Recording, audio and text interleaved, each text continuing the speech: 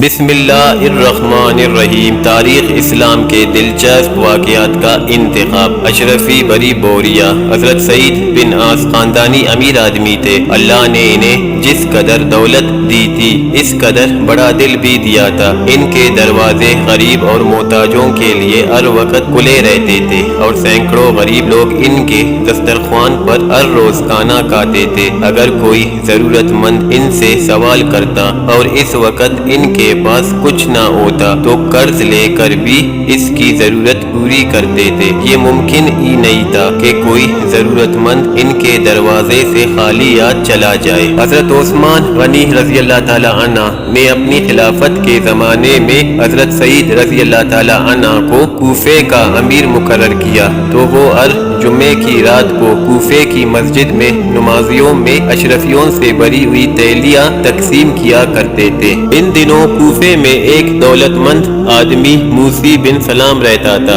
اس نے تجارت کر کے لاکھوں روپے کمائے تھے اور اس کی زندگی بڑی امیرانہ تھی۔ اللہ کی قدرت اس کی تجارت میں ایسا گھاٹا پڑا کہ تھوڑی ہی دنوں میں سب کچھ برباد ہو گیا اور وہ پیسے کو محتاج ہو گیا۔ آدمی شریف تھا اور بہت اچھا زمانہ دیکھ چکا تھا، اس لیے کسی کے سامنے ہاتھ پھیلاتے ہوئے شرم آتی تھی۔ جب فاقوں پر فاقے ہونے لگے تو بیوی نے صلاح دی کہ امیر سعید بن عاص رضی اللہ تعالیٰ عنہ کے پاس جاؤ اور ان سے مدد کی درخواست کرو۔ موسی نے کہا مجھ میں تو اتنی ہمت نہیں کہ امیر کے سامنے ہاتھ پھیلاؤں۔ بیوی نے کہا آخر کچھ تو کرنا ہوگا، اس طرح فاقے کرتے کرتے تو ہم مر جائیں گے۔ بیوی کے مجبور کرنے پر موسی ایک دن رات کے وقت حضرت سعید رضی اللہ تعالیٰ عنہ کی حویلی میں پہنچ گیا۔ وہاں دیکھا کہ دسترخوان بچھا ہوا ہے اور بہت سے لوگ کھانا کھانے میں مشغول ہے۔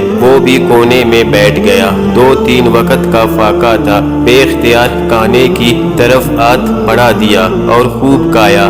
جب سب لوگ کھانا کھا چکے تو ایک ایک کر کے جانے لگے، لیکن موسی اپنی جگہ پر بیٹھا رہا۔ سب چلے گئے۔ حضرت سعید بن عاص رضی اللہ تعالی عنہ کی نظر اس پر پڑی۔ انہوں نے اس کو اپنے جنون ہی میں کہا معلوم ہوتا ہے کہ تمہیں مجھ سے کوئی کام ہے۔ موسی نے کہا جی ہاں، میں ایک ضرورت سے آپ کی خدمت میں حاضر ہوا ہوں۔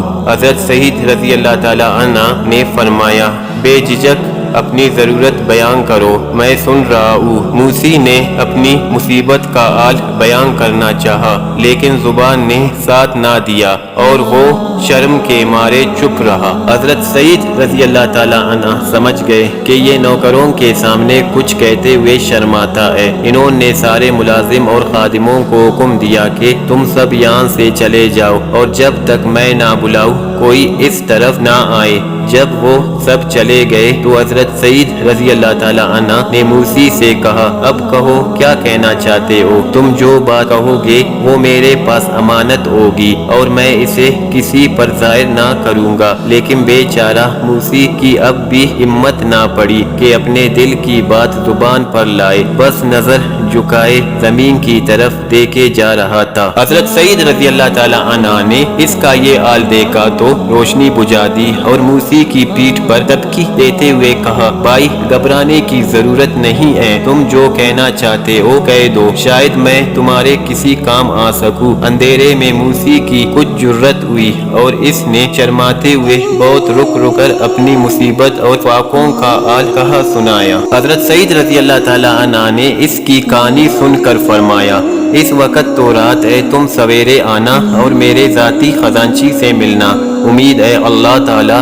تمہارے لیے کوئی بہتر انتظام کر دے گا۔ صبح ہوتے ہی موسی خزانچی کے پاس پہنچا اور کہا مجھے کل رات امیر نے آپ سے ملنے کے لیے کہا تھا۔ خزانچی نے پوچھا کیا آپ ہی کا نام موسی بن سلام ہے؟ موسی نے جواب دیا جی ہاں، میں ہی موسی بن سلام ہوں۔